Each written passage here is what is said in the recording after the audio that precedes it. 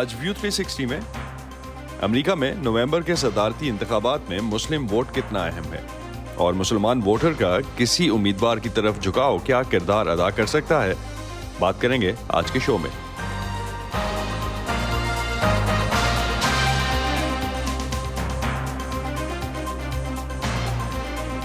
Voice of America کے Washington studios میں آپ سب کو خوش آمدید۔ آپ دیکھ رہے ہیں پروگرام ویو 360 اور میں ہوں اسد اللہ خالد۔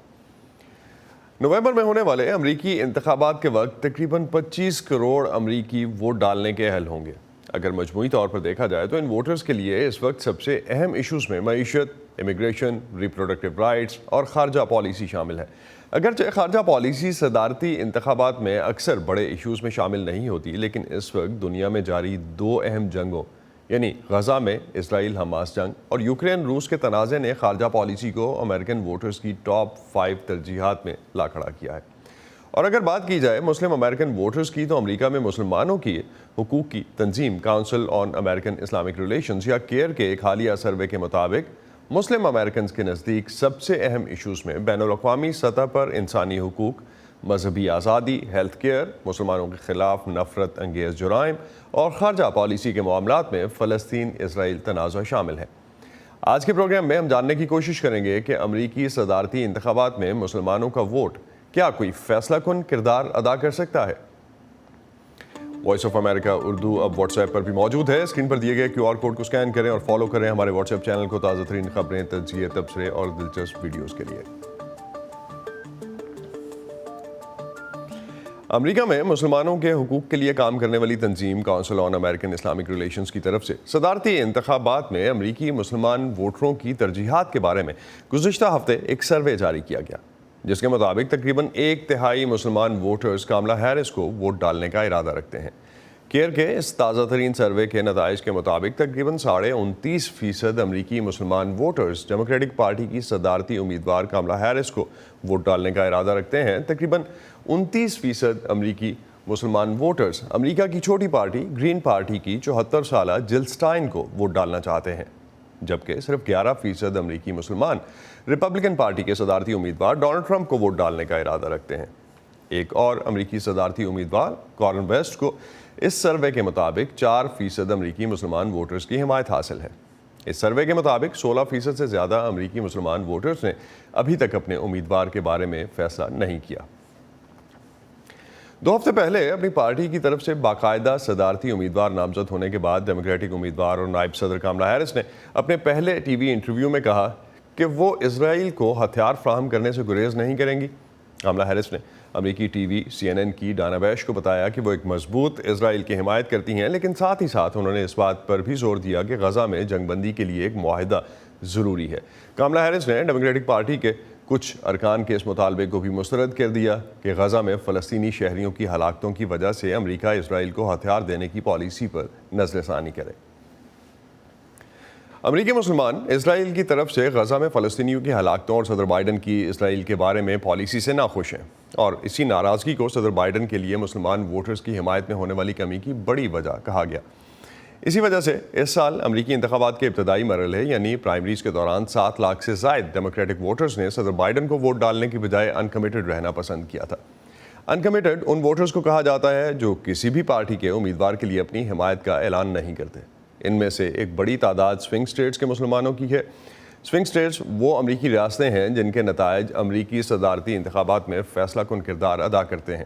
وائس آف امریکہ کی نیلوفر مغل نے واشنگٹن میں چند مسلمان ووٹرز سے جاننے کی کوشش کی کہ وہ اس وقت کس پارٹی کی پالیسی کی حمایت کرتے ہیں۔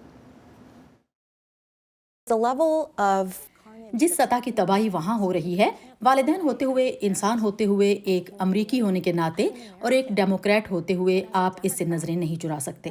ڈیموکریٹک پارٹی وہ ہے جس میں آپ انسانی حقوق کے لیے کھڑے ہوتے ہیں۔ یہ وہ پارٹی ہے جس میں آپ دوسروں کو دیکھ کر کہتے ہیں کہ وہ ہم جیسے ہیں، صرف اس لیے کہ وہ یہاں نہیں رہتے، ان کی زندگیاں ہماری زندگیوں سے کم بامعنی نہیں ہیں۔ وہ میری پارٹی ہے۔ مجھے لگتا ہے کہ مجھے میری پارٹی نے چھوڑ دیا ہے، اور جن لوگوں سے میں بات کرتی ہوں جن میں نسبتاً زیادہ ڈیموکریٹس ہیں، وہ بھی محسوس کرتے ہیں کہ انہیں نظر انداز کر دیا گیا ہے۔ ہماری آواز کی کوئی قدر نہیں۔ Economy is very important. اس میں یہ ہے کہ اگر تو ٹرمپ آ جاتا ہے تو he is definitely better for economy, وہ پہلے بھی رہا ہے تو businessmen were very happy with him. وہ ابھی دوبارہ آئے گا, بزنس پھر دوبارہ سے ٹھیک ہو جائیں گے. وہ خود بزنس مین ہے اور ان کو پتہ ہے کہ اکانومی کو کیسے بوسٹ کرنا. He gives you a lot of incentives اور بہت ساری چیزیں ایسی ہیں جو وہ کرتے ہیں جو آج تک اس ملک میں کسی نے نہیں کی. He is very helpful toward the business people. Words no longer mean anything. They're hollow. الفاظ اب کوئی معنی نہیں رکھتے, وہ کھوکھلے ہیں. ہم عملی اقدام چاہتے ہیں. ہمیں معلوم ہے کہ کاملا ہیرس اس لڑائی کو ختم کرنے کا اثر و رسوخ رکھتی ہیں. وہ نائب صدر ہوتے ہوئے صدر بائیڈن سے بات کرتی ہیں, جو اپنی ایک فون کال سے اس قتل و غارت کو ختم کرنے کے قابل ہے. اور اب جو وہ بات کرتے ہوئے جنگ بندی کا لفظ استعمال کرتی ہیں وہ کھوکھلا ہے. یہ بس ایک نعرہ رہ گیا ہے. آج ہماری تحریک مطالبہ کر رہی ہے کہ امریکہ اسرائیل کو ہتھیار فروخت کرنا اور بھیجنا بند کرے. اسی طرح ہم وہاں دیرپا امن حاصل کر سکتے ہیں اور پھر مذاکرات کا آغاز کریں. That we can achieve a lasting peace there and start negotiating from that point on. Gaza سے گزشتہ ہفتے 6 اسرائیلی یرغمالیوں کی لاشیں ملنے کے بعد اسرائیل میں نیتنیاہو حکومت کے خلاف شدید احتجاج کا سلسلہ شروع ہو گیا ہے. مظاہروں میں جنگ بندی معاہدہ نہ ہونے کی وجہ سے یرغمالیوں کی واپسی میں ناکامی پر حکومت کے لیے غم و غصے کا اظہار کیا گیا اور مطالبہ کیا گیا کہ فوری جنگ بندی کر کے باقی یرغمالیوں کو گھر واپس لایا جائے. مظاہرین نے امریکہ سے بھی فوری جنگ بندی میں مدد دینے کا مطالبہ کیا. دوسری طرف خطے کی طاقتوں اور امریکہ کی اسرائیل اور حماس کے درمیان جنگ بندی کی کئی ماہ سے جاری کوششیں گزشتہ ہفتے ایک بار پھر ناکام ہو گئیں. امریکہ میں تجزیہ کاروں کی رائے ہے کہ امریکی انتخابات کے بعد بھی آنے والی نئی امریکی انتظامیہ کو مشرق وسطیٰ میں تناؤ کا معاملہ درپیش رہے گا.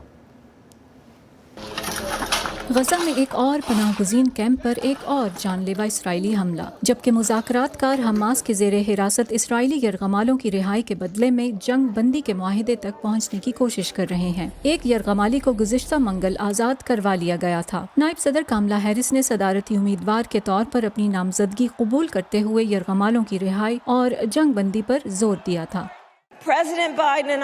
صدر بائیڈن اور میں اس جنگ کے خاتمے کے لیے کام کر رہے ہیں تاکہ اسرائیل محفوظ ہو، یرغمالیوں کو رہا کیا جائے، غزہ میں مصائب ختم ہوں اور فلسطینی عوام اپنے وقار، سلامتی، آزادی اور حق خود ارادیت کا احساس کر سکیں. نائب صدر ہونے کے علاوہ کاملا کو خارجہ پالیسی کے امور میں کوئی تجربہ نہیں. ان کے قومی سلامتی کے مشیر فلپ گورڈن ہیں، جو صدر جو بائیڈن کے علاوہ بل کلنٹن اور براک اوباما کے ساتھ بھی کام کر چکے ہیں. اس سے یہ اشارہ ملتا ہے کہ ماضی کی ڈیموکریٹک حکومتوں کی طرح اب بھی اسرائیل کے لیے فوجی تعاون سمیت دیگر امور پر پہلے جیسی پالیسی جاری رہے گی. اور قومی سلامتی کے لیے ان کی سابق مشیر نے بھی اس بات کی تصدیق کی ہے. نائب صدر اور صدر نے اسرائیل کے لیے امریکی فوجی امداد کی حمایت کی ہے، نہ صرف اسرائیل کے ساتھ ہمارے موجودہ معاہدے کے مطابق بلکہ اس سال ان کی سیکیورٹی ضروریات کی وجہ سے اس میں اضافہ بھی کیا گیا ہے. عرب اور مسلمان امریکیوں کے علاوہ ترقی پسند اور نوجوان ڈیموکریٹس کی جانب سے اسرائیل کو ہتھیاروں کی فروخت پر پابندی کے مطالبات کے باوجود ایسا کیا گیا. اس کے ساتھ ہی کاملا ہیرس نے بائیڈن کے مقابلے میں فلسطینیوں کے مصائب کے لیے زیادہ ہمدردی کا اظہار کیا ہے. We can't learn a lot from what she says. ہم ان کی باتوں سے بہت کچھ اخذ نہیں کر سکتے کیونکہ اب وہ جو کچھ کہہ رہی ہیں اس کا مقصد الیکشن جیتنا اور ڈیموکریٹک پارٹی کو متحد رکھنا ہے. اور چونکہ ڈیموکریٹک پارٹی ان افراد کے درمیان یکساں طور پر بٹی ہوئی ہے جو اسرائیل سے زیادہ ہمدردی رکھتے ہیں اور وہ جو فلسطینیوں کے لیے زیادہ ہمدردی رکھتے ہیں، اس لیے انہیں ایسا کہنا پڑتا ہے اور وہ یہی کر رہی ہیں. بائیڈن کے مقابلے میں جو اکثر خود کو صہیونی کہتے ہیں، جمیکا اور بھارتی تارکین وطن کی بیٹی کاملا ہیرس گلوبل ساؤتھ کہلانے والے تھرڈ ورلڈ ممالک کے خیالات سے ممکنہ طور پر زیادہ باخبر ہو سکتی ہیں. وہ اس بات سے آگاہ ہیں کہ باقی دنیا مشرق وسطیٰ نئے دور کے آبادیاتی اور سامراجی نظام کے بارے میں کیا محسوس کرتی ہے، اور میں واقعی پر امید ہوں کہ اگر وہ صدر بنتی ہیں تو انہیں ان تجربات پر عمل درآمد کا موقع ملے، کیونکہ یہ وہی حقیقت ہے جس کی امریکی خارجہ پالیسی کو آنے والے چیلنجز کا مقابلہ کرنے کی ضرورت ہے، جو گزشتہ 3 دہائیوں کے چیلنجز سے بہت مختلف ہیں. اگر وہ نومبر میں جیت جاتی ہیں تو کاملا گزشتہ امریکی صدور کو درپیش چیلنجز کی وارث ہوں گی، جس میں مشرق وسطیٰ کا طویل عرصے سے جاری تنازع بھی شامل ہے۔ انہیں اپنی خارجہ پالیسی خود بنانے کی ضرورت ہوگی۔ یہ ایک ایسا پرخطر اور پیچیدہ معاملہ ہے جس میں مختلف طرح کے مفادات کا عمل دخل ہے۔ پیٹسی ودا کسوارا کی رپورٹ کے ساتھ فائزہ بخاری، وائس آف امریکہ۔ امریکہ میں مسلمانوں کا ووٹ ان انتخابات میں کیا کردار ادا کر سکتا ہے؟ اس پر بات کرتے ہیں ڈاکٹر زاہد بخاری سے۔ امریکی سیاست اور مسلمانوں کے امریکی معاشرے میں کردار پر بہت کام کر چکے ہیں، اس وقت ہمارے ساتھ موجود ہیں۔ بہت شکریہ ڈاکٹر زاہد آپ کا۔ تقریباً 25 کروڑ اہل ووٹرز میں 25 لاکھ مسلمان ووٹ کتنے اہم ہو سکتے ہیں، اور وہ بھی جب تقسیم ہوں تو؟ جی آپ نے بڑا صحیح سوال ہے۔ تو 1% تقریباً بنتے ہیں پاپولیشن بھی اور ووٹر میں بھی تعداد۔ تو مسئلہ یہ ہے کہ ویسے تو ان کی اہمیت نہیں ہو سکتی، لیکن جب بہت ہی الیکشن ٹائٹ ہو اور مقابلہ بہت ہی سخت ہو اور آ کے مقابلہ آن ٹھہرے، مطلب 44 جو تقریباً 44 اسٹیٹس ہیں ان میں تو کوئی اس طرح کا مقابلہ نہیں ہے۔ 6 جو تقریباً جو سوئنگ اسٹیٹ جنہیں کہتے ہیں، بیٹل گراؤنڈ اسٹیٹ کہتے ہیں، ان میں مقابلہ ہے۔ تو جب ٹائٹ الیکشن ہو جس میں 10,000 پہ 20,000 پہ 30,000 پہ فیصلہ ہونا ہے کہ وہ اسٹیٹ ریپبلکن کو ٹرمپ کو جائے گی یا کمالا ہارس کو جائے گی، تو وہاں پھر اس طرح کے مائنارٹی ووٹس کی اہمیت بہت زیادہ ہو جاتی ہے، اور خاص طور پہ اگر ان میں ووٹنگ ریشو بھی عام نیشنل ریشو سے زیادہ ہو۔ تو اس لحاظ سے میرا خیال مشیگن میں اور جو کچھ اسٹیٹس ہیں، پینسلوینیا میں، جارجیا میں، سوئنگ اسٹیٹ جنہیں کہتے ہیں، اس میں پھر یہ جو ووٹ ہیں ان کی تعداد اور ان کی اہمیت جو ہے بہت ہی زیادہ بڑھ جاتی۔ تو ان انتخابات میں امریکی مسلم ووٹر کے لیے سب سے اہم ایشو کیا ہوگا جس پر وہ اپنے ووٹ کا فیصلہ کرے گا آپ کے خیال میں؟ دیکھیں ویسے اس دفعہ بہت ہی ایک تو پہلی بات تو یہ ہے کہ واقعی مسلمان ووٹرز کو، نوجوان ووٹرز کو اور مائنارٹیز کو ووٹس کو اور ڈیموکریٹ پروگریسو کو ان کو اہمیت ملی ہے۔ عرب ووٹس کو اس دفعہ اہمیت ملی ہے، مین اسٹریم میڈیا میں بھی آیا ہے، خصوصاً جب انہوں نے پریزیڈنشل پرائمری میں ڈیموکریٹس میں انکمیٹڈ کے ووٹ بہت زیادہ کر دیے۔ اب اس موقع پہ میرا خیال ہے جو مسلمان ووٹ کی اہمیت ہے وہ یہ کہ وہ کسی کو جتا سکیں یا نہ جتا سکیں، وہ ڈیموکریٹ کینڈیڈیٹ کو ہروا ضرور سکتے ہیں۔ یہ ہے نازک مسئلہ اس وقت۔ لیکن ایک چیز، اگر ہم صدر بائیڈن کی جہاں تک بات کرتے ہیں تو مسلمان صدر بائیڈن سے تو نالاں ہیں، وہ تو ہم نے دیکھ لیا جس طرح آپ نے انکمیٹڈ کا ذکر کیا۔ لیکن جب ہم نئے ڈیموکریٹک صدارتی امیدوار کی بات کرتے ہیں کاملا ہیرس کے لیے، تو کیئر کا حالیہ سروے جو ہے اس کے مطابق مسلمانوں کی حمایت 5% سے یا 6% سے بڑھ کے کاملا ہیرس کے لیے 30% سے زیادہ ہو چکی۔ جی بالکل صحیح ہے۔ تو کاملا ہیرس کے لیے سپورٹ میں اضافہ کیوں ہے پھر؟ وہ تو اس لیے ہے کہ انہوں نے کم از کم بائیڈن کی نسبت الفاظ کا چناؤ میں یہ احتیاط برتی کہ اس میں انہوں نے سیز فائر کی بات کی، پیلسٹینین کی جو حالت زار ہے اس کی بات کی، لیکن سبسٹنس میں تو پالیسی میں کوئی چینج نہیں ہے۔ اس لیے بڑا فرق یہ ہو رہا ہے کہ جو جنریشنل فرق ہے کہ نوجوان جو ہیں، میرے اپنے گھر میں جو نوجوان ہیں، میرے بیٹے ہیں وہ اور میری بیٹیاں، وہ اتنی اس معاملے میں ان کی شدت کا رائے ہے کہ یہ تو جینوسائیڈ کی حامی ہے، یہ کوئی اس کو اسلحہ دینے سے انکار نہیں کر رہی، تو ہم اس کو کیوں ووٹ دیں؟ تو ہم میرے اس وقت جو غصے کی جو کیفیت ہے وہ ٹھیک ہے کہ فرسٹ جنریشن میں اولڈر مسلمانوں میں بھی ہوا کہ چلو جی کچھ تو اطمینان ہوا۔ اور پھر آپ یہ بھی دیکھیں، یہ 2 کامیابیاں ہوئی ہیں کہ آپ نے پریزیڈنٹ بائیڈن کو ان انتخاب سے دستبردار ہونا پڑا، تو اس میں کچھ نہ کچھ مسلمانوں کا اس جوش کا، اس غصے کا اظہار بھی ہے۔ پھر اس کے بعد وائس پریزیڈنٹ کے کینڈیڈیٹ میں بھی مسلمانوں نے اور بھی لوگوں نے بہت کمپین کی کہ پینسلوینیا کے گورنر کو وائس پریزیڈنٹ کا کینڈیڈیٹ نہیں ہونا چاہیے، اس میں بھی کامیابی ہوئی۔ اس وقت اوورآل مسلمانوں کی پارٹیسپیشن بھی پچھلے سالوں سے زیادہ ہے، تو وہ ابھی بھی جو غصہ ہے، جو شدت ہے، کہ سبسٹنس میں تو چینج نہیں آئے گی، الفاظ کے انتخاب میں تبدیلی آئی ہے، تو اس لحاظ سے ہمیں تھرڈ پارٹی کو دے دیں، کسی اور کو ووٹ دے دیں، انکمیٹڈ ہو جائیں الیکشن میں بھی، لیکن ہمیں مسلمان ووٹر میں بھی یہ ہے کہ ہمیں اس کا اظہار کرنا چاہیے کہ یہ پالیسی ہمیں پسند نہیں ہے۔ تو آپ کے خیال میں کیا امریکی مسلمان کے لیے صدر بائیڈن کا انتخابی دوڑ سے الگ ہونا کافی ہے، یا ان کے لیے مشرق وسطیٰ سے متعلق امریکی پالیسی میں تبدیلی اصل معاملہ ہے، جس طرح آپ ذکر بھی کر رہے ہیں کہ جو غصہ ہے اصل میں وہی ہے؟ نہیں، بات آپ کی صحیح، لیکن یہ بھی میرا خیال مسلمانوں کو بھی اندازہ پالیسی میں یکدم تبدیلی تو نہیں آئے گی۔ اس وقت تو یہ کامیابی ہوئی ہے کہ اسرائیل نواز جو پالیسی ہے، اے پیک کی جو پالیسی ہے، وہ امریکن مین سٹریم میڈیا میں اب ڈسکس ہو رہی ہے۔ امریکہ کے مین سٹریم سکالر جو ہیں، تجزیہ نگار ہیں، وہ اس پہ تنقید کرتے ہیں، تو اوپنلی اس کے بارے میں ڈسکشن ہو رہی ہے۔ یہ کامیابی ہے بہت بڑی۔ اب پالیسی تبدیل اس میں وقت لگے گا. اسی وقت لگنے میں بعض مسلمان خاص طور پہ نوجوان اور کئی آرگنائزیشن یہ سوچ رہی ہیں کہ ہم کم از کم یہ دکھا سکیں اگر اس دفعہ کہ اس جوش اور اس شدت کے جذبے کی وجہ سے جذبے میں جو شدت ہے کہ ہم ایک کینڈیڈیٹ کو ہروا سکتے ہیں, تو یہ بھی مسلمانوں کی اہمیت میں آئندہ پولیٹیکل اہمیت میں اضافہ ہوگا. اور پھر دیکھتے ہیں کہ اس کے بعد کیا یعنی کس طرح کے 4 سال ہمیں گزارنے پڑتے ہیں. بہت بہت شکریہ ڈاکٹر زاہد بخاری, آپ ہمارے ساتھ تھے, اور مسلمان ووٹرز اگلے الیکشنز میں کیا رول پلے کریں گے اس پہ ہم سے بات کر رہے تھے. بہت شکریہ آپ کا. بہت شکریہ. پیو ریسرچ سینٹر کے مطابق امریکہ میں ایشیائی امریکی اہل ووٹروں کی تعداد میں بھی تیزی سے اضافہ ہوا ہے. 2022 میں کیلیفورنیا میں ایشیائی امریکی اہل ووٹر سب سے زیادہ تھے, اس کے بعد نیو یارک اور پھر ٹیکساس کا نمبر آتا ہے. ایشیا کا رنگ دیکھنا ہو تو ٹیکساس کا شہر ہیوسٹن دیکھ لینا ہی کافی ہے. یہاں جو کھانے ملتے ہیں ان میں ایشیائی ثقافتوں کا امتزاج ملتا ہے جو ان کاؤنٹیز میں آوسی ہیں جن سے مل کر وہ علاقہ بنتا ہے جو گریٹر ہیوسٹن کہلاتا ہے. ان میں سے ایک فورٹ بینڈ کاؤنٹی ہے جہاں کی آبادی کا 21% ایشیائی امریکی ہیں. یہی وہ علاقہ ہے جہاں چینی نژاد امریکی جے کلیمانس رہتی ہیں. میرا خیال ہے پارٹی کوئی بھی ہو وہ قطعاً ایشیائی کمیونٹی کو نظر انداز نہیں کر سکتے. مردم شماری کے مطابق امریکہ میں ایشیائی امریکی سب سے زیادہ تیزی سے بڑھتا ہوا گروپ ہے. گزشتہ 2 صدارتی انتخابات میں دیکھا گیا ہے کہ اس گروپ میں ووٹ دینے والوں کی تعداد میں بھی ریکارڈ اضافہ ہوا ہے. ڈیموکریٹک صدارتی امیدوار کاملا ہیرس نے اس کا نوٹس لیا اور حال ہی میں 2 اشتہارات ایشیائی امریکیوں کے لیے جاری کیے. ایشیائی امریکیوں کی اکثریت خود کو ریپبلکن کے بجائے ڈیموکریٹ کہتی ہے. اس کی ایک وجہ یہ ہے کہ ایشیائی امریکی ووٹروں کی نصف سے زیادہ تعداد تارکین وطن ہیں. میرے خیال میں ٹرمپ کی پالیسیاں اقلیتوں کو بہت نقصان پہنچاتی ہیں. ان کی بہت سی پالیسیوں میں نہ صرف میکسیکو یا جنوبی امریکہ سے آئے غیر قانونی تارکین وطن کو ہدف بنایا گیا بلکہ قانونی ترک وطن پر بھی پابندی لگا دی گئی. پھر بھی سن 2024 کے ایشیائی امریکیوں کے بارے میں کیے گئے سروے سے ظاہر ہوتا ہے کہ 22% خود کو ریپبلکن کہتے ہیں. ایشیائی امریکی چاہتے ہیں کہ حکومت کا عمل دخل کم ہو, یعنی آزادی زیادہ اور ٹیکس کم.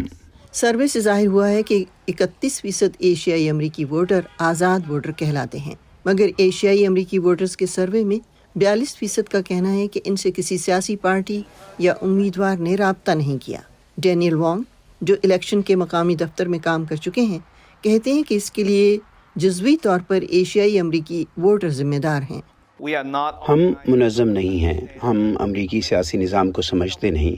یہی وجہ ہے کہ ہم نہیں جانتے کہ ہم اپنی طاقت کیسے یکجا کر سکتے ہیں کہ مل کر کسی مشترکہ مقصد پر صرف کریں جو ہمارے پاس ہے ہی نہیں. جن 15 ملین ایشیائی امریکیوں کو ووٹ دینے کا اہل قرار دیا گیا ان کا تعلق مختلف ملکوں سے ہے. ایشیائی ووٹروں کو یکجا کرنا مشکل رہا ہے. ایشیائی ووٹروں کو انتخابی مہم میں چندہ دینے کے لیے کہا جا رہا ہے اور یہ بھی ایک چیلنج رہا ہے. اسے وانگ نے اس وقت قریب سے دیکھا جب وہ شہر کی کونسل کی نشست کے لیے امیدوار تھے. ایشین کسی سیاسی مقصد کے لیے احتیاط دینے کے عادی نہیں ہیں. وہ نہیں سمجھ سکتے کہ یہ کیسے کام کرتا ہے. کلیمانس بھی مقامی الیکشن میں حصہ لے چکی ہیں. میرے خیال میں ایشین معاشرہ کرسچن معاشرے کی طرح نہیں ہے. کرسچنز کو دینے کی عادت ہوتی ہے, چنانچہ ایشینز کو آپ کو بتانا پڑتا ہے اور ان سے رابطہ کرنا پڑتا ہے. گزشتہ صدارتی انتخابات کے دوران لگ بھگ 60% ایشیائی امریکیوں نے ووٹ دیا تھا. سیاسی سرگرم کارکن کہتے ہیں کہ نئے ایشیائی امریکی شہریوں کے ساتھ تعلق قائم کرنے اور انہیں سیاسی عمل کے بارے میں بتانے سے انہیں اس کا حصہ بنایا جا سکتا ہے. الزبتھ لی کی رپورٹ کے ساتھ مدثرہ منظر, وائس آف امریکہ. ایشیائی امریکی یا لاطینی امریکی کس طرح سے ان الیکشنز میں, آنے والے الیکشنز میں اپنا کردار ادا کریں گے, ان کا ووٹ کس طرح سے رول پلے کرے گا. مسلم ووٹ پہ ہم بات کر رہے تھے ڈاکٹر زاہد بخاری سے. اس وقت ڈاکٹر اویس سلیم لامار یونیورسٹی سے ہمیں جوائن کر رہے ہیں ٹیکساس سے. ان سے بات کرتے ہیں اور ان سے جانتے ہیں کہ کس طرح وہ سمجھتے ہیں کہ ایک رول پلے کریں گے یہ نسلی گروہ جو ہیں آنے والے انتخابات میں. اویس, امریکہ میں بسنے والے مختلف قومیتوں کا پس منظر رکھنے والے یا ہم نسلی گروہوں کی جب بات کرتے ہیں تو ان کا جھکاؤ کس طرف نظر آتا ہے آپ کو اگلے الیکشنز میں, جو سرویز اب تک آئے ہیں ان کے مطابق؟ جی بہت شکریہ. دیکھیے ٹریڈیشنلی تو جو امیگرنٹس ہیں وہ ڈیموکریٹس کے لیے ووٹ کرتے رہے ہیں کیونکہ پرو امیگریشن پالیسیز جو ہیں وہ امیگرنٹس کی ہوتی ہیں, خاص طور پر اسمال بزنسز کے لیے جو انسینٹیوز ملتے ہیں پرو پور پالیسیز عام طور پر ڈیموکریٹس کی ہوتی ہیں. ریپبلکنس کے بارے میں یہ سمجھا جاتا ہے کہ وہ بگ بزنس کو فائدہ دیتے ہیں. دوسری طرف اگر آپ دیکھیں تو امیگریشن کیونکہ ایک بہت کینلی کنٹیسٹڈ ایشو بن چکا ہے امریکی انتخابات میں, صدارتی انتخابات میں. ڈونلڈ ٹرمپ جب پہلی دفعہ بھی صدر بنے تھے تب بھی یہ ایک ایشو تھا میکسیکو کے ساتھ, خاص طور پہ جو دیوار بنانے کا معاملہ تھا جس کو انہوں نے اپنی ایک طرح سے سینٹرل پیس رکھا تھا اپنی کیمپین کا اس وقت بھی. لیکن دوسری طرف جو میکسیکن کمیونٹی ہے وہ سب سے بڑا امیگرنٹ گروپ بن چکے ہیں اس وقت امریکہ کے اندر, خاص طور پر کیلیفورنیا میں, ٹیکسس میں, فلوریڈا میں, اس طرح کی ایریزونا میں, اس طرح کی ریاستوں میں, اور آپ دیکھ رہے ہیں کہ ان کا امپیکٹ اب آپ کو نظر آ رہا ہے. ٹریڈیشنلی یہ جو گروپس ہیں یہ بڑی تعداد میں ووٹ نہیں کرتے تھے, اور جب ڈونلڈ ٹرمپ پہلی دفعہ صدر بنے تب بھی یہ جو امیگرنٹ گروپس ہیں ان کے نمبر بہت کم تھے ووٹنگ کے. لیکن 2020 میں جب الیکشن ہوا تو ہم نے دیکھا کہ یہ نمبر سپائک کیا, اور ان ریاستوں میں جیسے میں نے ذکر کیا کہ جارجیا, ایریزونا, پینسلوینیا, جہاں پہ امیگرنٹس نے بڑی تعداد میں ووٹ کیا تو آپ کو وہ سٹیٹس فلپ ہوتی نظر آئیں جو سوئنگ سٹیٹس کہلاتی ہیں. تو میں تو یہ سمجھتا ہوں کہ اس دفعہ ان انتخابات میں بھی جو کاسٹنگ ووٹ ہے امریکہ کا صدر بنانے کے لیے وہ امیگرنٹس کے پاس ہے. اگر وہ اپنا وزن کسی ایک پلڑے میں ڈال دیں گے تو وہ پلڑا جھک جائے گا اس طرف, اور اس امیدوار کے لیے صدر بننا بہت آسان ہو جائے گا. تو آپ کے خیال میں کیا امریکی مسلمان کے لیے صدر بائیڈن کا انتخابی دوڑ سے الگ ہونا کافی ہے, یا ان کے لیے مشرق وسطیٰ سے متعلق امریکی پالیسی میں تبدیلی اصل معاملہ رہے گا؟ دیکھیے, جو امریکی مسلمان ہیں ان کے لیے یہ فیصلہ آسان نہیں ہے, کیونکہ اگر آپ کیونکہ اس وقت غزہ کا جو کانفلکٹ ہے وہ ایک فلیش پوائنٹ بنا ہوا ہے جو صدر بائیڈن کا جو انکمبنسی فیکٹر ہے کہ انہوں نے یہ فیصلے لیے ان کے خلاف جاتا ہے. لیکن دوسری طرف اگر آپ دیکھیں تو ریپبلکن پارٹی کی بھی پالیسی جو ہے وہ اس حوالے سے کوئی مختلف نہیں ہے, بلکہ ریپبلکن کنونشن میں تو جو نعرے لگتے رہے ہیں اس میں یہ کہا جاتا رہا ہے کہ فنش دا جاب. وہ نہ صرف ریپبلکن پارٹی بلکہ سابق صدر ٹرمپ بھی پوری طرح سے اسرائیل کے ساتھ کھڑے ہیں اس معاملے میں. تو مسلمان ووٹر کے لیے یہ پک کرنا بہت مشکل ہے کہ دونوں میں سے کس کو ووٹ دیا جائے. اسی لیے صدر بائیڈن کے منظر سے ہٹنے کے بعد آپ نے دیکھا کہ وائس پریزیڈنٹ کاملا ہیرس جو ہیں وہ اس پوزیشن سے پیچھے ہٹنے کی کوشش کر رہی ہیں, اپنے آپ کو ڈسٹنس کرنے کی کوشش کر رہی ہیں ان فیصلوں سے جو صدر بائیڈن نے لیے, اگرچہ وہ اس ایڈمنسٹریشن کا حصہ رہی ہیں. اور یہ مشکل سوال ہوگا اگر ان سے یہ براہ راست پوچھا جائے کہ آپ نے اس کو سپورٹ کیوں کیا, لیکن اب وہ اپنے جلسوں میں, اپنی انٹرویوز میں اب وہ سیز فائر کی بات کر رہی ہیں.